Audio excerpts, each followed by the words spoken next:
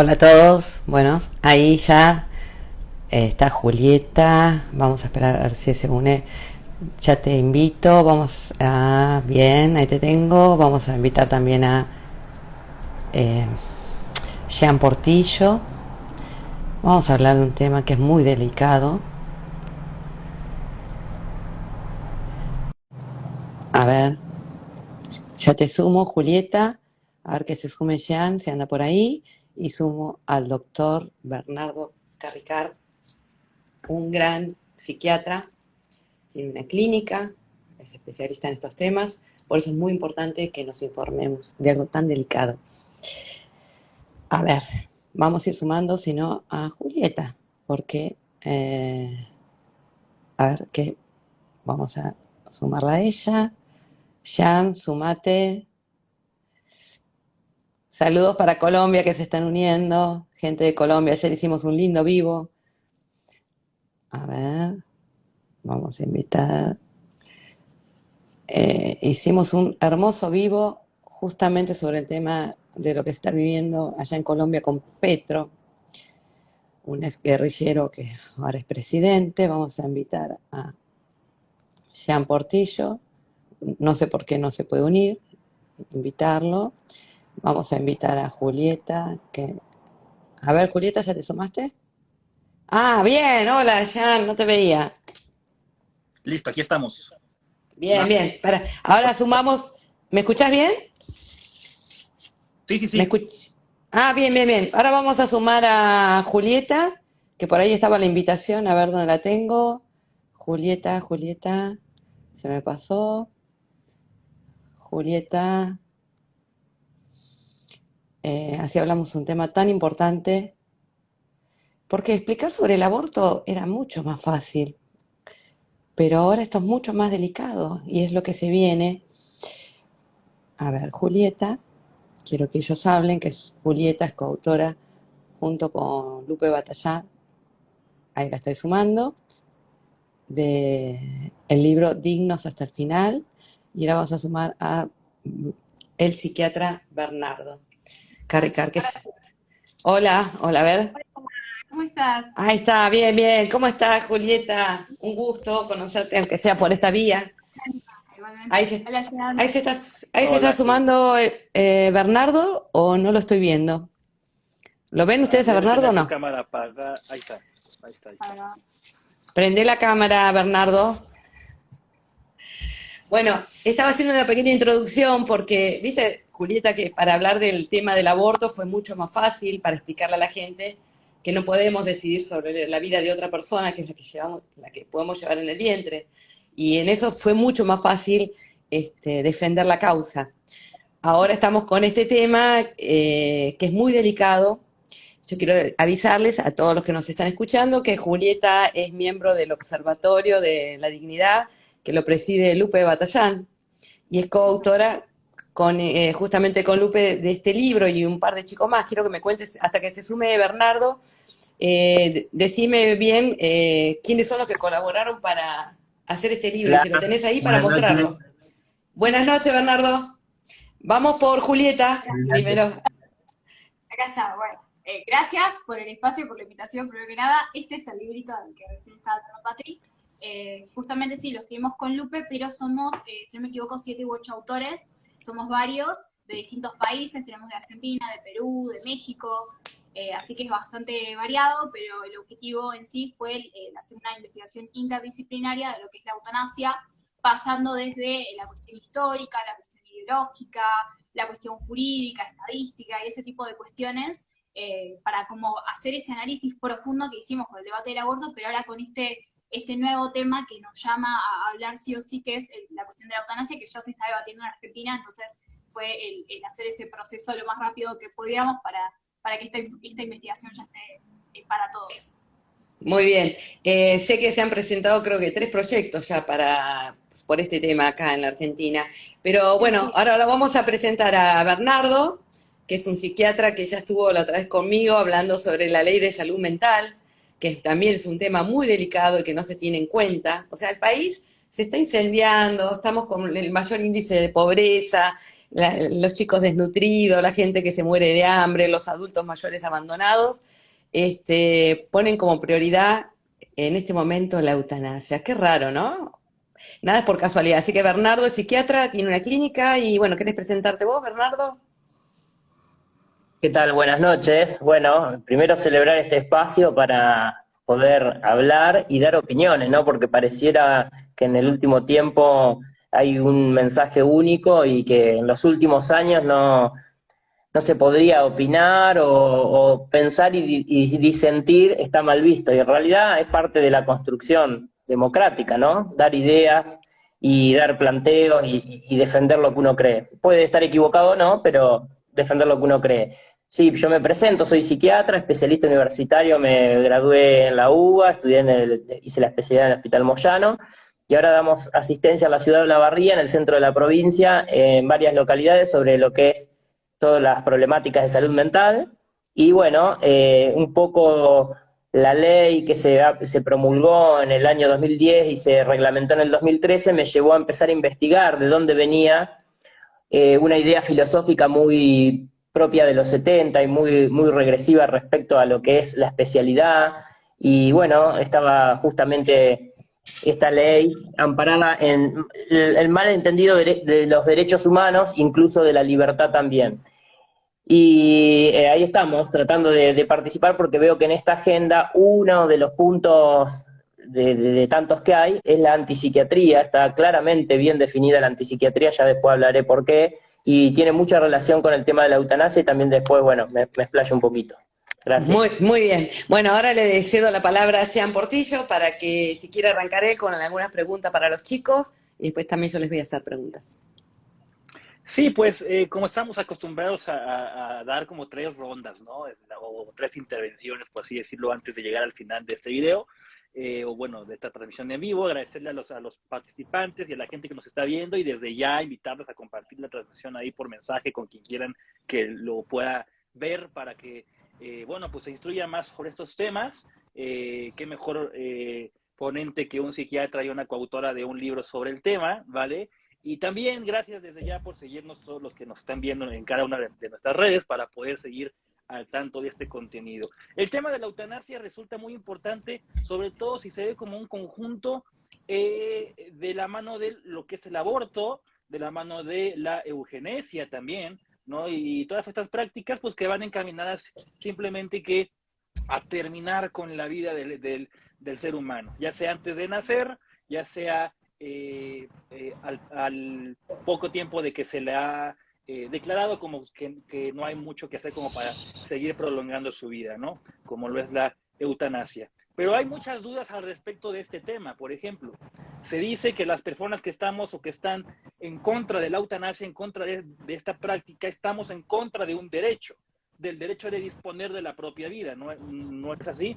Se dice que las personas que están en contra del aborto, pero igual en contra de la eutanasia, caen en una incongruencia, porque en el aborto la persona pues, no puede decidir, pero en la eutanasia sí, que es como que el argumento que te dan cuando les planteas tu postura en contra de esta práctica. Así que quisiera comenzar con esa pregunta para ambos participantes, para ambos ponentes y también para los espectadores que dejen sus preguntas en la caja respectiva ahí para que Pati pueda leerlas más fácil y no se nos vayan ahí en los comentarios, ¿vale? Entonces, ¿es la eutanasia un derecho y es equiparable intervenir como se interviene con el tema del aborto? Es decir, si la eutanasia es un derecho, nosotros también tendríamos derecho a impedir que suceda.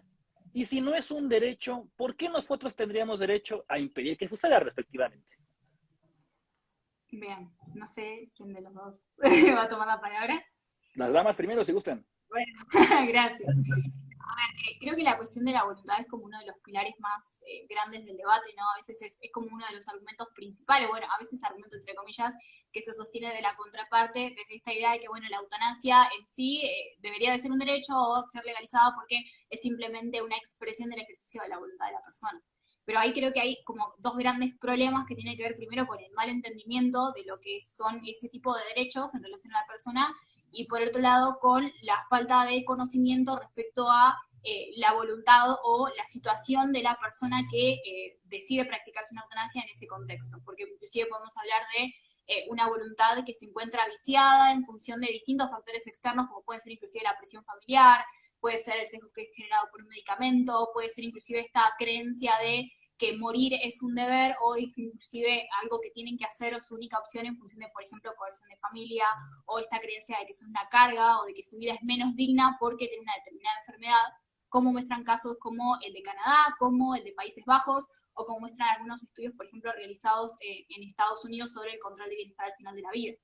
Pero desde la óptica de la cuestión del derecho, que también es importante, sobre todo porque estamos hablando de legalizar algo, no es solamente la eutanasia sí o eutanasia no, estamos hablando de leyes, es esta falsa idea de que el derecho a la voluntad conlleva esta facultad o posibilidad de atentar contra la persona, lo que inclusive desde una óptica lógica no tiene ningún tipo de sentido, ¿no? Porque si lo vemos desde un lenguaje simple, para entender más o menos de qué estamos hablando, decimos que los derechos son como esta coraza que protegen a la persona de ataques externos, ¿no? Protegen su vida, protegen su libertad, etc. Ahora, estos derechos que son reconocidos para proteger a la persona, no contemplan dentro de sus posibilidades el destruir a la persona, ¿no? Porque la naturaleza de ese propio derecho es reconocido en función de proteger a la persona. Entonces, es completamente ilógico y absurdo plantear la idea de que nosotros tenemos ese derecho a la libertad de no ser libres, ¿no? O que nuestra libertad o nuestra autonomía puede pasar por encima de lo que da origen y sentido a esos derechos que es la propia dignidad humana. Entonces, si nosotros caemos en el error de creer que inclusive la voluntad o la libertad puede pasar encima del valor humano, de lo que le da origen y sentido a ese derecho, perdería todo sentido, ¿no? La libertad no es algo, un ente que está ahí flotando, sino que existe y es reconocida en función de algo que es esa persona que lo puede ejercer. Entonces, nuevamente, si son derechos que están creados, reconocidos para proteger a la persona, entonces no podemos caer en el error de asumir que también tienen esa facultad de destruirla, ni siquiera si es para destruirse a uno mismo. Bien, Julieta. sí, sí. Yo Bernardo. coincido plenamente y creo, sin ser muy técnico respecto a la cuestión del derecho y de la ley, creo que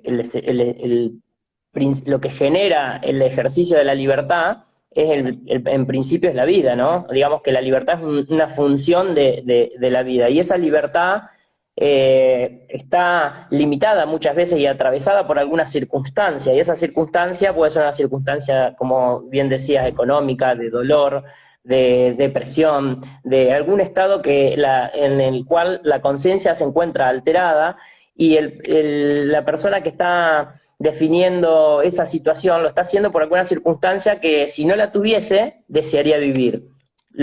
A no ser que entremos en alguna cuestión más puramente filosófica, pero el gran punto del pedido de eutanasia es la circunstancia de sufrimiento que tiene la persona, sea un sufrimiento físico o un sufrimiento mental, ¿no? Después habrá que ver uno qué valorización le da en cada cultura a lo físico y a lo mental, pero me parece que siempre esa conciencia se encuentra alterada de una u otra manera, donde eso se podría haber modificado, probablemente se modificaría esa decisión. Entonces, lo que quiero partir es que, primero, es una función de la primera esencia, que es la vida. Para poder ejercer ese ejercicio de la libertad, tiene que estar la vida presente. Yo creo que está sobreestimada la libertad. Y en eso un poco, bueno, yo capaz que soy un poquito más conservador en eso, ¿no? Pero porque me parece que hay una secuencia lógica, incluso por mi mismo ejercicio de la medicina. Nosotros la libertad la defendemos, la promovemos, pero en un ser libre, ¿no? No en un ser que está tomado por una conciencia alterada, que es el principal fundamento en donde nosotros somos atravesados y atacados por esta ley, y por eso digo, esto tiene que ver y mucho con esta agenda, es que justamente la libertad es relativa respecto a qué estado de conciencia está esa persona atravesando. Y en un caso en que se pide la eutanasia, la persona tiene un estado de conciencia alterado, sea por su estado desesperado de pobreza, o por una patología, o por el consumo de un psicofármaco. Son variables que, si uno las pudiese mitigar, probablemente ese individuo no desearía morir. Exacto. Por otro lado, lo veo todos los días a esto, que muchos pacientes que ingresan a una institución, que han tenido el deseo de morir y han tenido el gesto suicida en formas repetidas, en repetidas veces, el paciente cuando logra una mejoría, al poco de internarse y de estar sometido a una evaluación y a una observación, lo primero que empieza a demandar es el contacto con la familia, el contacto con sus seres queridos, el arrepentirse de tal decisión. O sea que probablemente si esa persona no se hubiese intervenido, se hubiese suicidado, hubiese tomado una decisión drástica y sin embargo, en pocos días eso puede ser reversible. Muy bien.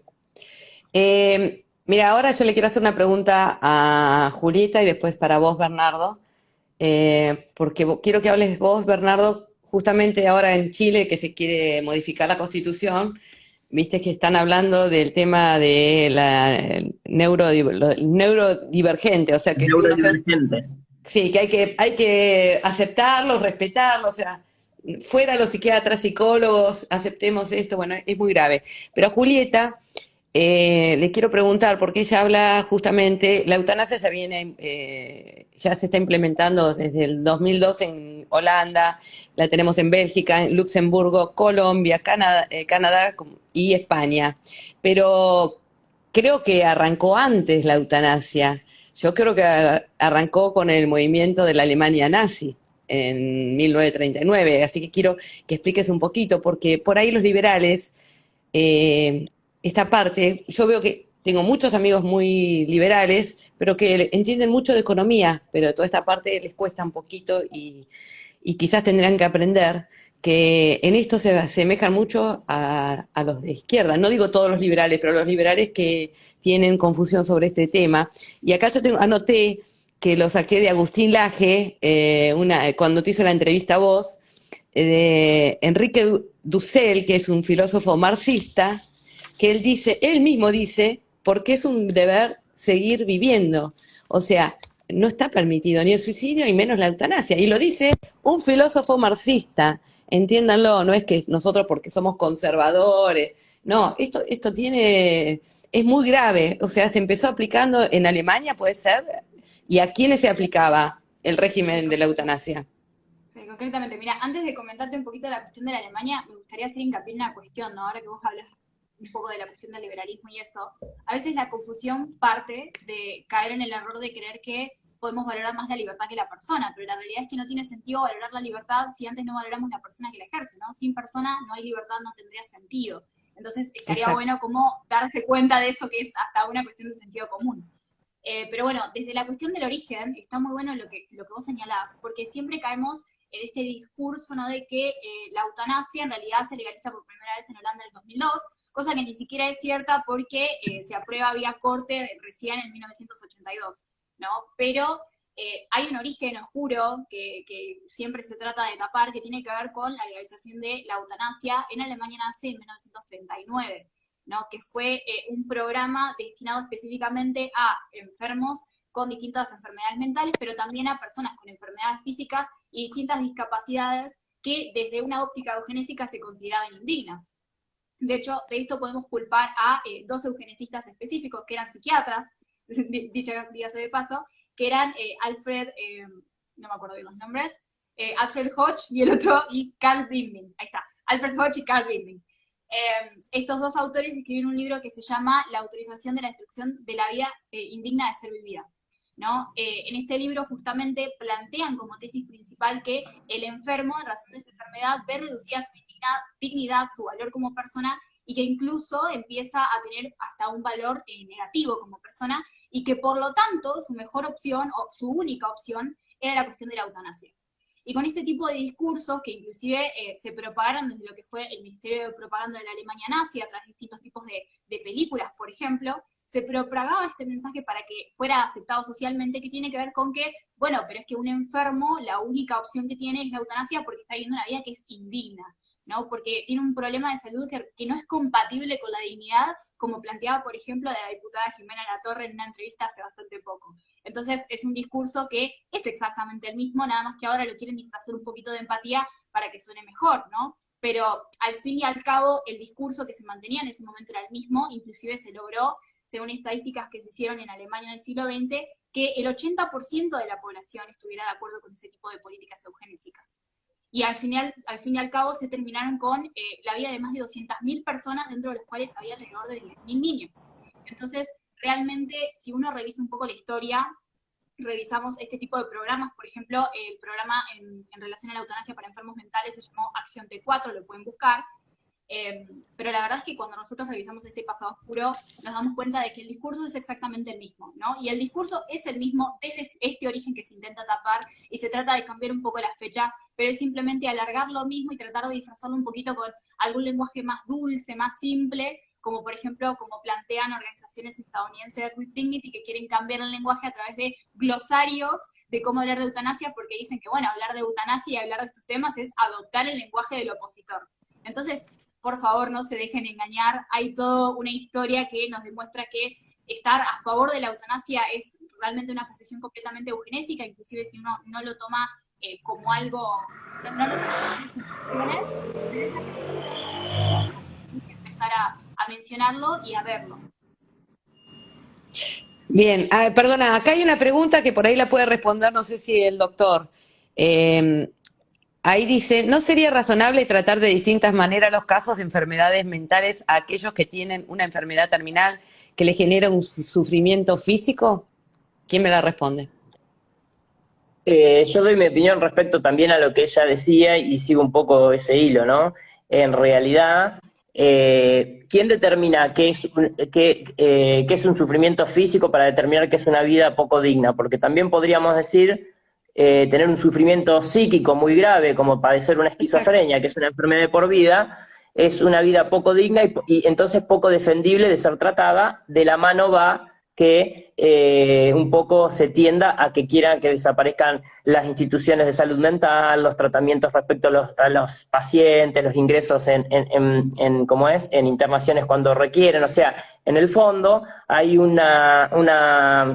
como una intención para disminuir la asistencia de este tipo de pacientes, que van de la mano de la muerte, porque el paciente que no puede ser asistido y que es grave desde el punto de vista mental, es un paciente que tiene muchísimo menos pronóstico de vida, su calidad de vida primero es mucho peor que el común denominador y su expectativa de vida es menor. Entonces, digo, si se habla de vidas indignas por un sufrimiento físico y considerar que un cáncer terminal es una vida indigna y que es blanco de poder hacer una ley para que se pueda terminar con esa vida, bueno, ¿qué le queda al sufrimiento mental entonces, no?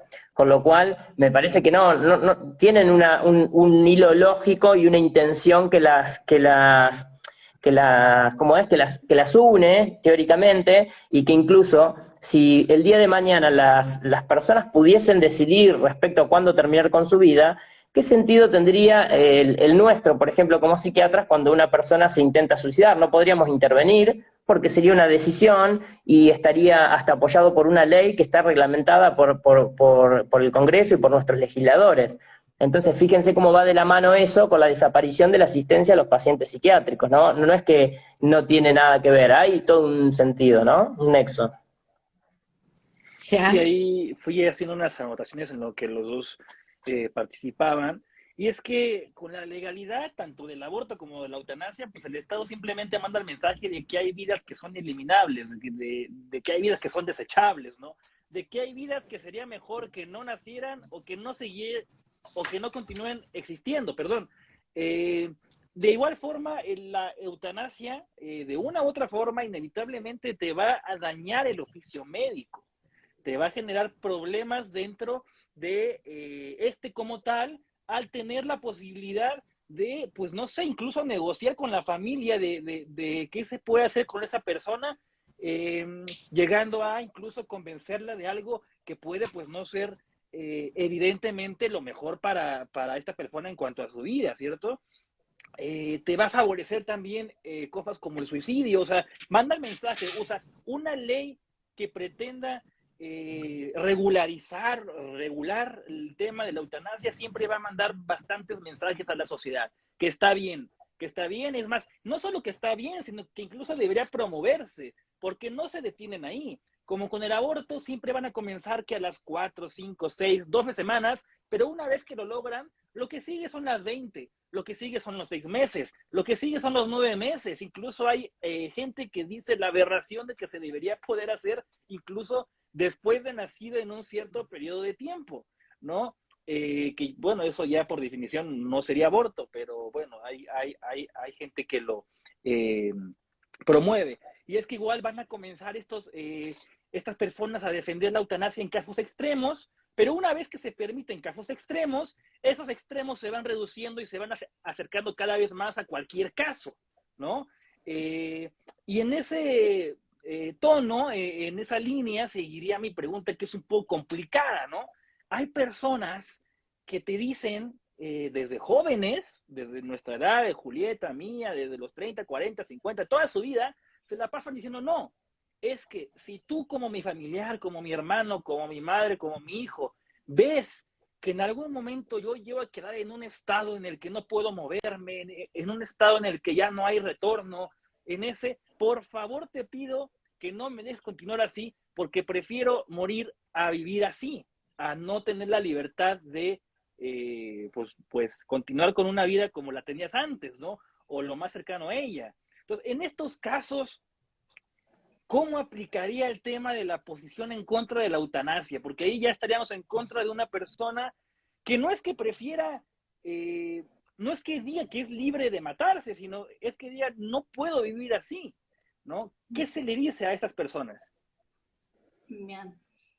A ver, eso es una situación complicada, pero justamente creo que a veces no hay que simplemente quedarse con el impacto de un testimonio como ese y también indagar un poco. O sea, realmente es muy complejo que una persona llegue a tener esa posición de prefiero morirme antes que vivir de esta forma. Y tiene que ver mucho con la concepción que tiene, que es una concepción generada, sobre cómo implica vivir en esas circunstancias, qué es, que es doloroso, que no me puedo tratar, que voy a estar sufriendo, ¿no? Entonces hay toda una idea preconcebida de, primero, cómo va a ser esa situación y segundo, también puede haber muchas veces estas ideas preconcebidas de que en una situación así yo ya no soy digno, porque en primer lugar no hay un sentido de qué es la dignidad y qué es el valor de la persona. Entonces, en ese sentido, está bueno señalar lo interdisciplinario de este debate, porque no es solamente la cuestión de si lo legalizamos mañana o no lo legalizamos mañana, sino también de qué clase de sociedad estamos construyendo. Si estamos construyendo una sociedad que desde todas sus instituciones alimenta esta defensa activa de la vida, si alimenta esta cuestión de la dignidad intrínseca de cada ser humano, y si, por ejemplo, no cae en el error de confundirla con la calidad de vida, porque no es lo mismo, o si tenemos, por el contrario, una sociedad que facilita el descarte, que confunde la dignidad con la calidad de vida, que cree que un enfermo es menos digno, que una persona en esa situación solamente tiene dos opciones que son sufrir o morir, que al fin y al cabo es una falsa dicotomía. Entonces, lo que hay que entender y que cambiar de fondo tiene que ver con esa visión que a veces está incompleta, que tiene que ver con cuál es la realidad de ese paciente. Muchos pacientes, por supuesto, van a tener dolor acarreado por su enfermedad, pero es completamente falso el afirmar que un paciente solamente tiene esas dos opciones de sufrir o morir. Los pacientes tienen muchas más opciones y también cuando, por ejemplo, nuestros sistemas sanitarios no son capaces de dar o brindar ese tipo de recursos, ese tipo de servicios por ejemplo, estar en un país de medianos o bajos ingresos, hay todavía un problema más grande que implica que hay personas en situaciones vulnerables que quieren curarse, que quieren vivir y que no tienen los medios para hacerlo. Y eso es un factor externo de coerción que después lleva a que se les imponga la eutanasia o que crean que la eutanasia es su única alternativa, como puede ocurrir, por ejemplo, hasta en países como Canadá, donde hay personas que practican la eutanasia por cuestión de pobreza, y eso es algo que hoy en día se está naturalizando. Entonces, nuevamente señalar esta cuestión de lo interdisciplinario que es este debate, porque no es solamente una cuestión jurídica de qué vamos a hacer el día de mañana con esta ley, sino de que hay un problema mayor que tenemos que estar viendo que tiene que ver con qué clase de sociedad realmente tenemos en relación a la defensa de la vida y de la dignidad humana. Si vamos a tener esa sociedad que tenga esa cultura de la vida y que hable de la dignidad humana y que valore a cada persona independientemente de los problemas de salud que pueda tener, o si vamos a tener una sociedad que les enseña que si están enfermos, que si necesitan ayuda, son personas que ya son descartables y que su dolor, su sufrimiento es una molestia para los demás. Decía Patti igual algo sobre los liberales, ¿no? Y es que pues yo que estoy como que en esos círculos, tanto de los conservadores como de los libertarios, tengo muy buenos amigos de ambos lados, participo en varios eventos, charlas y conferencias de ambos lados. Pues habría que decirles, ¿no?, a esos liberales, a esos libertarios que se pronuncian a favor de esto, que la eutanasia simplemente le da más poder al Estado, más poder de desechar personas. Entonces, en ese afán de ir contra el Estado, pues deberíamos estar también en contra de esto y darle el poder de desechar personas, tanto en el aborto como en la eutanasia. E igual una pregunta, le iba a hacer una pregunta aquí a Bernardo, pero no sé si todavía sigue con nosotros, ya Sí. que se te ahí. Pero me dejaste que agregar algo antes de lo que dijiste. Sí. No, que, a ver, Ahí es está. lo que vos es bueno lo que vos planteás, porque a veces se dice que, bueno, no importa porque la ley plantea requisitos exactos. Y la realidad es que eso no es cierto. Porque, por ejemplo, se habla de una enfermedad que no tenga cura, pero las enfermedades que tienen cura, hay enfermedades mentales que no tienen cura. Que dice, bueno, pero es una enfermedad que acarrea sufrimiento. Bueno, pero también hay enfermedades mentales que sin tener padecimientos físicos generan sufrimiento. Entonces caemos en ambiguos que lo que es el proyecto de ley que tiene Cámara parece que son limitantes, pero después hay algo que se llama protocolo de interpretación. En esos protocolos de interpretación, después con esos ambiguos, empiezan a ampliar la ley. Eso es algo que ya hicieron con, por ejemplo, la ley del aborto.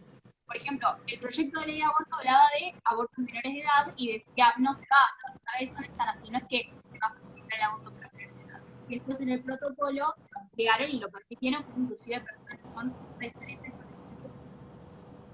Entonces, ese tipo de cosas ocurre y en efecto, como decís, es darle más poder al Estado sobre la vida de las personas. No se escucha muy bien a Julieta, a mí me pasa, ¿no? Y vos, Bernardo, estás medio congelado, ¿puede ser? A ver, Bernardo. A ver, ahí me escuchan, se ve. Vamos de vuelta. Ahí. Vamos de nuevo, a ver.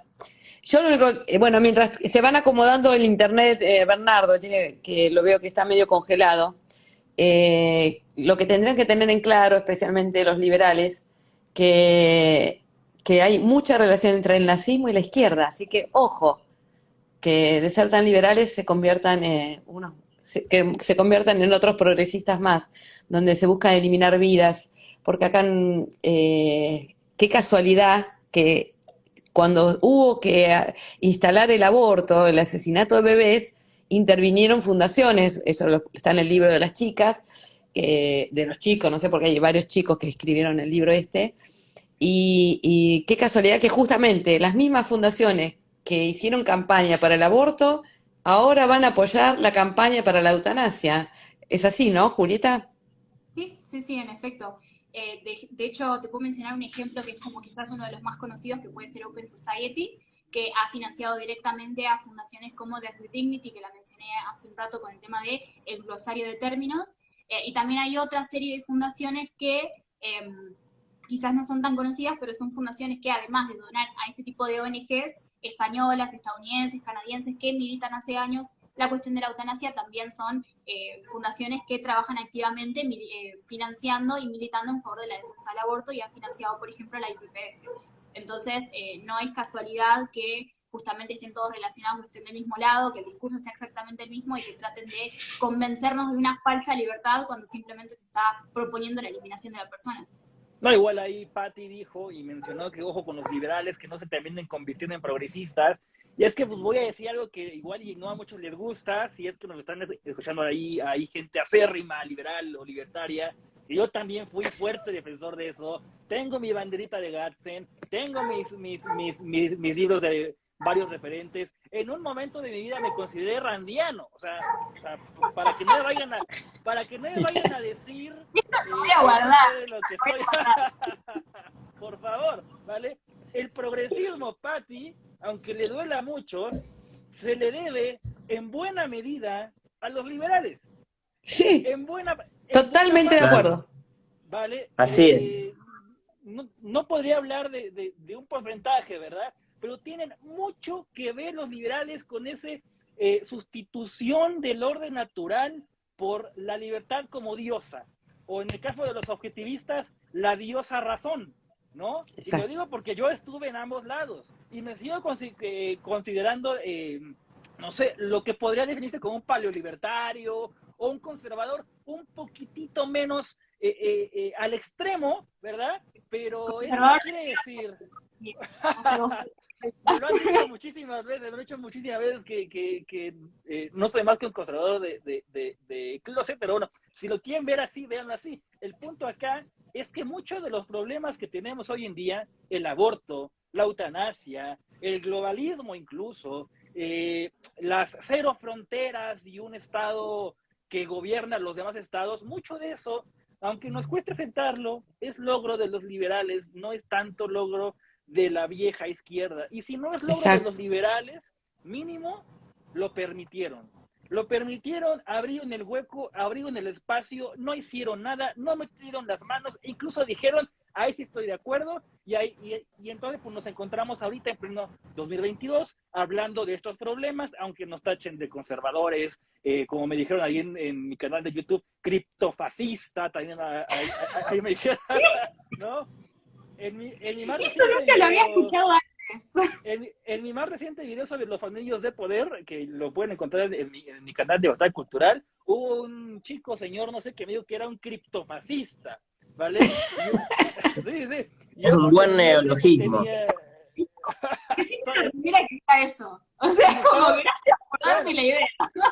Por lo que entendí o busqué qué rayos es criptofascista, porque ahí me preguntaban, oye, Jan, ¿qué es esto? Y les decía, no sé, un fascista que vivió en Krypton, ¿no? O un fascista cuya debilidad es la kriptonita, un fascista cuyo perro se llama Cripto, ¿qué rayos es, no? Y no, bueno, Sí, hay posibilidades, por eso les gusta. sí. Se entiende Depende de que lo que está tomando. es que ese neologismo se aplica para las personas que son fascistas de closet, ¿no? Cosa que yo no sabía. Pero bueno, entonces ahí Muy bueno.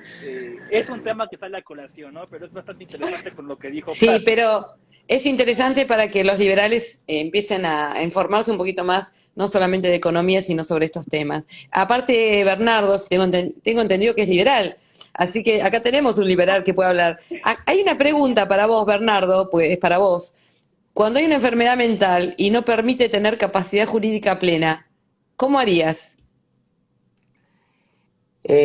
Primero no soy liberal. Así Ah, que no sé. no, No lo Bien. me identifico más con ser un poquito más conservador, ¿sí? Porque creo Calma, Yo estamos también. chupando tranquilos. que las modificaciones, porque veo que los cambios en general van abriendo puertas que no se evalúan. Un poco se hablaba hoy, una modificación va de la mano por ahí con un eslogan o una propuesta más o menos inocente o apelando a una cuestión sentimental, después da opciones y alternativas a muchas más puertas que se van abriendo y que por algo la sociedad ha ido resistiendo algunos cambios y los ha mantenido justamente por estas cuestiones que se van dando, que son casi que uno no las puede en un inicio diagramar o pensar. Por ejemplo, yo cuando sucedía esta cuestión de esto de la autopercepción, ¿no? De los géneros, yo me planteaba, por ejemplo, con muchos de los pacientes, hasta dónde eso era, yo como profesional podía apoyar esa autopercepción o no, porque en realidad yo estoy tratando con pacientes que tienen alteraciones justamente de las percepciones. Entonces yo me encontraba con que esa era una situación para mí digamos, de una encrucijada en cómo abordar esos temas. Y después cuando escucho a Agustín que habla de los neurodivergentes, que ya había hablado un paciente conmigo de los neurodivergentes y la Constitución de Chile, digo, bueno, es casi el inicio de la destrucción de lo que es el argumento teórico de la psiquiatría, ¿no? Porque yo acá pensaba, hablando y llevándolo de lo de la eutanasia, pasaría un sistema sanitario a asistir y en pro de la vida, ¿no? Cuando hay un paciente que está en riesgo, un paciente que tiene ideación suicida porque cursa una enfermedad, a un sistema sanitario basado en la promoción de la muerte, entre el aborto y la eutanasia. Si uno habilitara esos derechos, que son, yo creo, disfrazados de derechos, pero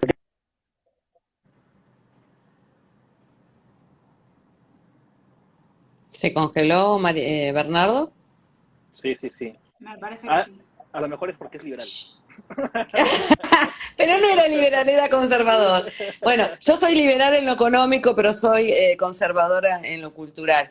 Escúchame, Julieta, porque también te quería hacer una pregunta a vos, porque hasta que vuelva Bernardo, que nos avise, ahí, Sí, este, estamos. ahí está, seguí Bernardo, seguí así, le hacemos una No, pregunta después a y Julieta. ya termino. Y digo, esta decisión que puede tomar una persona cuando está bien es un estado de conciencia y es un estado emocional que es muy diferente a cuando una persona se encuentra atravesando cualquier patología que sea, porque no es indivisible lo físico de lo psíquico, o sí, podrá ser discutido, pero digo, la persona que tiene un cáncer y tiene una enfermedad terminal, no es la misma persona de cómo razona y cómo siente de cuando había decidido desde la salud o desde un estado de bienestar y de equilibrio, ¿sí? Una persona puede definir y decir cuando está sano que ante tal o cual circunstancia quiere hacer tal cosa, y otra cosa es lo vivencial, la vivencia de sentirse enfermo y por ahí querer resolver sus cuestiones, poder despedirse de sus seres queridos, querer morir muy modificado, ¿no? Uno no lo puede valorar como que ese individuo va a decidir de la misma manera. No es lo mismo, no es la misma persona. ¿Querés seguir vos, Jan?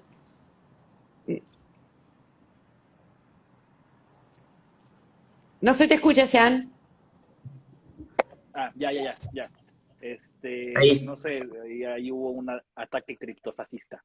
Este, y ahí iba a decir, hay una frase, una reflexión que era que siempre nos hablan de la compasión, ¿no? De que la eutanasia es un acto de compasión, que terminar con la vida de alguien, incluso del no nacido, es un acto de compasión, porque no vayan a ser pobres, porque no vayan a ser sin un brazo, porque no vayan a ser en una familia que no tiene los recursos para pues, darle una vida digna. Es el mismo argumento que se aplica a la eutanasia, ¿no? Y es que acá el tema no es ser compasivos, el tema es proteger a los vulnerables, sea cual sea la etapa de vida en la que se encuentren. Así que, bueno, nada más quería decir eso, Pati, te dejo la palabra.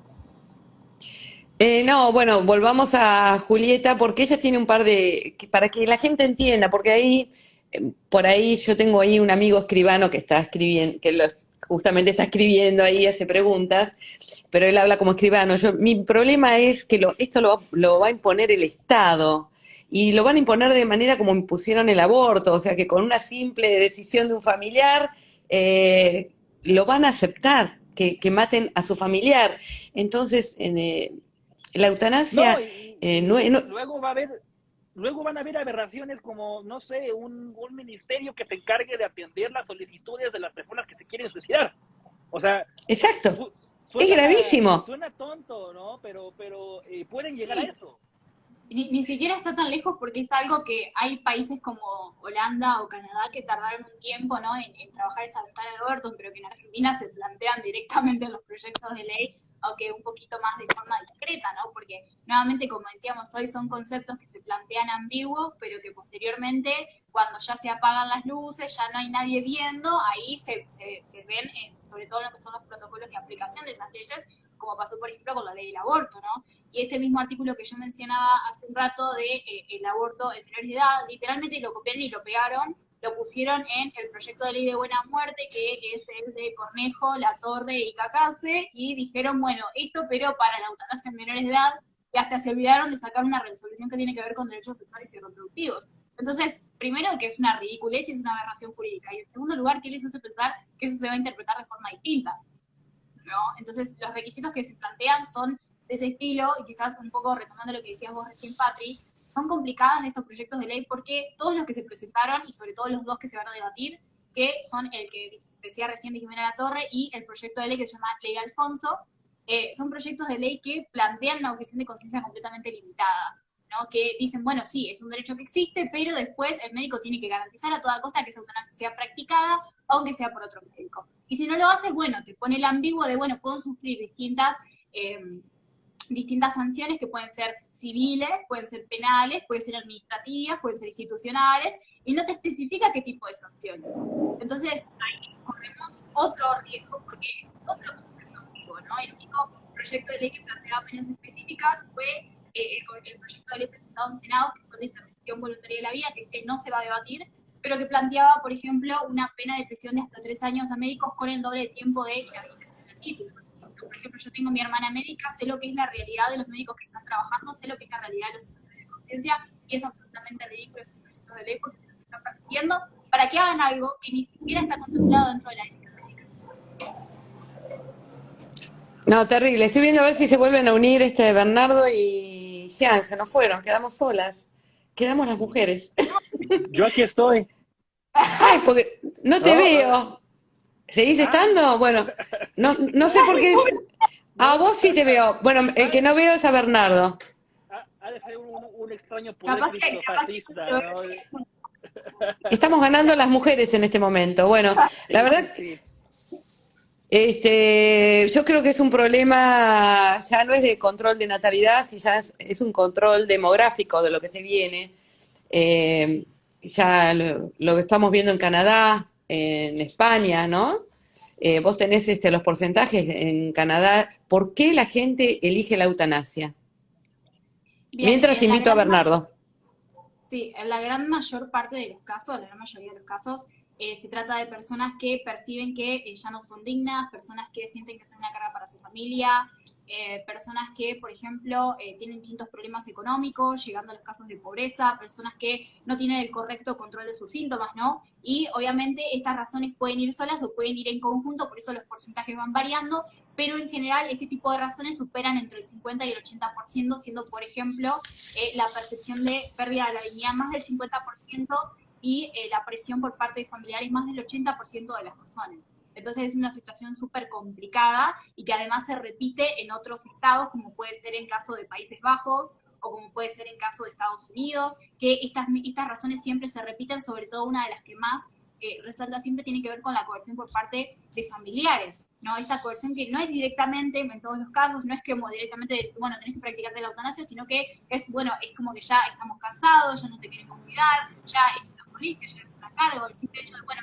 me estoy quejando porque tengo que ayudar a esta persona que ni siquiera tiene una enfermedad, sino que es una persona de tercera edad y que necesita asistencia porque no tiene tanta movilidad como tenía antes. Entonces, en ese tipo de situaciones es que, por ejemplo, cuando la familia tampoco tiene ese acompañamiento adecuado, que por ejemplo los cuidados paliativos sí brindan, el familiar, el paciente comienza a tener esta sensación o a inclusive a creer que es su deber el de practicarse la eutanasia o que es su única alternativa porque ya se ha convertido en una carga para su familia, ya sea en cuanto a los cuidados, ya sea de forma emocional, ya sea inclusive de forma financiera, porque puede ser que el tratamiento sea muy caro. Entonces, esa es la realidad lamentable de los pacientes que acceden a la eutanasia o que la solicitan, que son realidades extremadamente vulnerables, ¿no? Entonces, realmente no entiendo, de verdad no entiendo cómo puede ser este pensamiento de estas personas que están en situaciones de tanta vulnerabilidad, de que no se tiene por lo menos esta mínima caridad de quiero escuchar qué te está pasando y quiero realmente ayudarte para solucionar tu problema y no simplemente descartarte y no sufrir yo y no verte sufrir yo, que sería un acto completamente egoísta.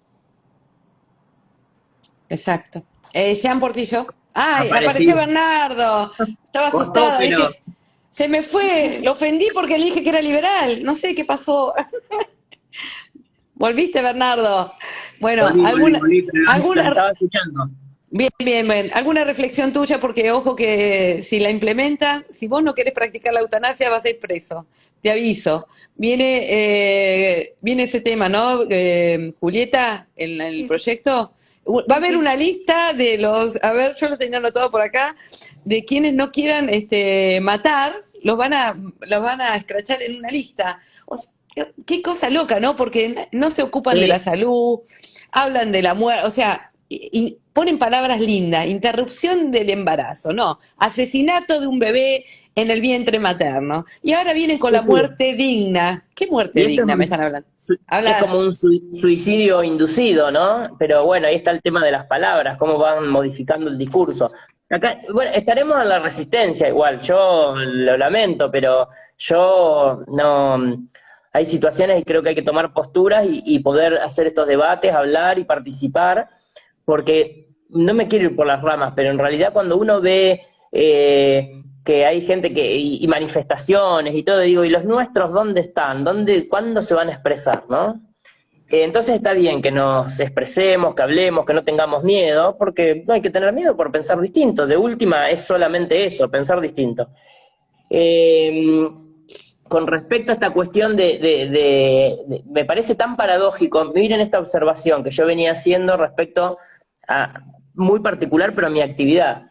Por un lado, hay una ley donde se va a permitir esta cuestión, ya está la interrupción del embarazo o la del aborto, y ahora se va a permitir esta cuestión de que un paciente pueda o no tomar la decisión de que un tercero le administre la forma de morir, ¿no? O sea, que le aplique o que lo eutanasie, digamos.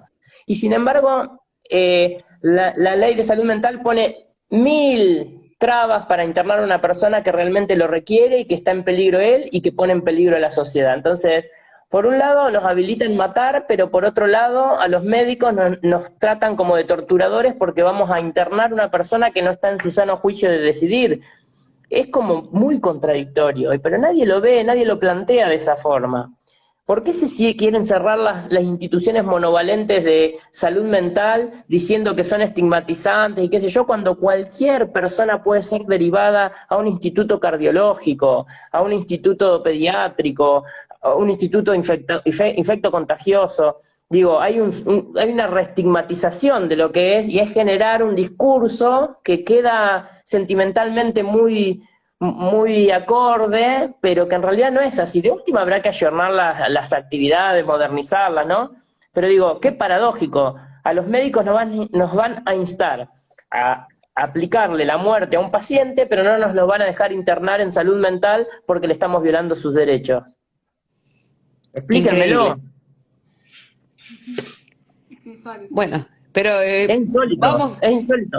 es insólito, pero ¿cómo es el título? ¿Libertad o negocio? ¿Qué hay acá? ¿Libertad o negocio? Para ustedes dos. Definitivamente negocio. Y de Obvio. hecho, un negocio que le representa al Estado una ahorro estatal de entre 87 millones y 627 millones de dólares anuales. Entonces, realmente que estamos todo- hablando de una cuestión de libertad. Todo, el aborto, la venta de órganos, la eutanasia, todo eso va a Exacto. representar un negocio para el Estado. O sea, yo no entiendo, obviamente es muy poco probable que yo vaya a escuchar a una persona que se haga llamar conservadora hablar en favor de estos temas, pero la verdad es que no entiendo a los libertarios liberales más inclinados a esta ala de derecha que defienden esto, porque por una parte el discurso es contra el Estado y por otra parte el discurso igual va a permitir cosas que no benefician más a nadie que al Estado, ¿no? Exacto. Entonces, Sí. bueno. Y también cabría señalar que el hecho de que digan, bueno, pero no es legalización, es despenalización, no implica que el Estado no esté de por medio. Sino capaz que tendrían que volver a repasar un poco lo que son las relaciones jurídicas y cómo funciona un poco el derecho en términos nacionales, pero nada, para que quede eso también constancia. Buscan imponer eutanasia para los pobres. Es así. Sí. En vez de ayudar a los pobres con alimento, con salud, otorgar todo eso, buscan ahora la eutanasia para los pobres, porque les va a salir más barato eso que hacer un tratamiento, porque en realidad es eso. Más fácil, en lugar de cargarte con el padecimiento, te cargas con el que lo padece. O sea, Claro. en lugar de solucionar la pobreza, te quieres cargar al pobre. Sí. Tan sencillo como eso. Chicos, para ir finalizando, ¿cómo podemos hacer para involucrarnos más? Porque, bueno, vos quiero que digas el libro que tenés, cómo se puede adquirir, que creo que lo tienen los chicos de Buena Data, que son unos amigos míos también. Ahí está, ahí tienen el libro, cómo lo pueden adquirir. Y bueno, Bernardo, como médico, ¿qué mensaje puedes dar también? Por mi parte, te pido un mensaje de aliento para la gente. ¿Cómo tiene que hacer para resistir a todo esto que se viene impuesto desde el papá Estado? Vos primero, Julieta, con tu libro. Dale, bueno, el librito es justamente la investigación interdisciplinaria de la que estuve hablando todo el live. Lo pueden conseguir en físico en Argentina desde la página de Buena Data y también está la versión digital en Amazon. Y bueno, si tengo que dar un consejo para dar la lucha en este sentido es, tengan mucho cuidado con el lenguaje, con las palabras clave, con esas palabras que se utilizan para después meternos en una ventana de Overton y convencernos de lo inmoral. pero sobre todo no tengan miedo a levantar la voz, no es solamente algo que es necesario por una cuestión de libertad de expresión, sino que es necesario porque hay personas literalmente de carne y hueso que tienen problemas, que tienen necesidades, que tienen situaciones de vulnerabilidad que no les permiten hablar y que necesitan que nosotros lo hagamos. Así que si nosotros no levantamos la voz, ¿quién lo va a hacer? Nadie lo va a hacer por nosotros, entonces tenemos que levantarnos y luchar por esto que es más que nada la dignidad de la persona. Muy bien. Sigan en las redes a Julieta, bueno, síganos a nosotros, por supuesto, en los canales nuestros, que estamos dando esta batalla, a Jean, Sí, bueno, Julieta y a Bernardo, que tiene un canal de Instagram. Sí, pero es de otra Es un cosa. muy buen psiquiatra, pero lo tiene para otra cosa. Pero no importa, danos un mensaje final porque lo quiero como No, médico. yo creo que ¿Cómo hacemos para salir? no, en realidad Sí. como médico, en realidad lo que yo pienso que delegar al Estado el poder de definir sobre la vida y la muerte, pero en este caso la muerte, me parece que es algo de lo que la sociedad tiene que estar muy alerta. Creo que el Estado no puede darle esa libertad, darle esa posibilidad que nos la maquille de derecho, pero darle esta cuestión de esa decisión de promover leyes que nos elimine al fruto de la concepción o elimine a determinado grupo de personas porque ya no son útiles o no sirven, me parece que es sumamente peligroso y que va de la mano de ir violentando derechos que, como hablamos en un inicio, el derecho principal es el derecho a la vida y de ahí surgen todos los otros derechos y si hay algo que se contradiga contra eso es casi paradójico y no hay derecho posible porque estamos abriendo una ventana a que nos invadan con respecto a nuestra vida privada y a cómo pensar, qué hacer, y así que nada, lo veo desde ese lugar en realidad, y como médico, bueno, obviamente, no, sobre todo los colegas, ¿no? Poder repensar cuando se jura y por qué se estudia cuando se jura, se hace una jura sobre un fundamento que es no dañar y promover la vida. Entonces, una cosa muy Sí. diferente es poder dar una dignidad a la muerte de una persona, pero no somos quien para poder ni siquiera aplicar por más que la decisión de esa persona lo pida, porque esa persona en ese momento probablemente está atravesando un dolor que puede ser paliado de otra manera y no necesariamente con la muerte, ¿sí? Hay otros métodos donde esa persona puede morir dignamente sin necesariamente tener que asesinarlo, porque yo creo que es un suicidio inducido, ¿sí? Creo que es Sí, así. muy bien. Jean, No, igual no estaría de más llamarle como es, porque el médico que lo practica pues va a volverse un homicida. O sea, veámoslo como lo veamos, ¿vale? Con la perspectiva que la quieran ver, al igual con el aborto. Igual para la gente de México, si quieren adquirir el libro, igual pueden contactarme y ahí les puedo mandar ahí unos ejemplares, tanto ese como los dos primeros de Lupe Batallán y cualquier otro que se les antoje de Agustín, de Pablo, de Nicolás. Yo los tengo todos, ¿no? Así que mándenme mensaje y ahí se los hacemos llegar para quien los desee. Y nada más agradecerle a los espectadores, agradecerle a los ponentes, recordarles a los que nos están viendo y nos van a ver en este vivo que se va a publicar en cuanto ahorita se termine. Gracias por seguirnos desde ya para poder seguir al tanto de los contenidos de Julieta, de Patti, de Bernardo. Entonces, nada, un placer haber charlado con ustedes y vivan los criptofascistas. muchísimas gracias, chicos. La verdad que esto genera una satisfacción personal.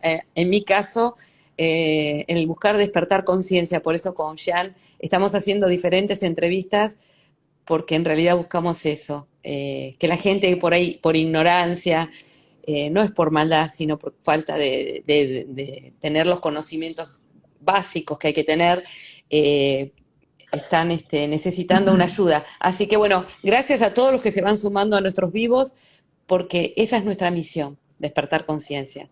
Así que bueno, por mi parte, gracias a todos y los despido. Gracias Julieta, gracias Bernardo, y Chao, ya te voy a chao. estar llamando Bernardo por algún otro tema, porque también como psiquiatra sos muy necesario. Gracias, Tenemos cómo muchos no. temas para tratar. Sí, claro. Gracias Julieta. Gracias, Muchísimas gracias. Julieta. Gracias a ustedes dos. Gracias por todo. Bye, Yul. Gracias.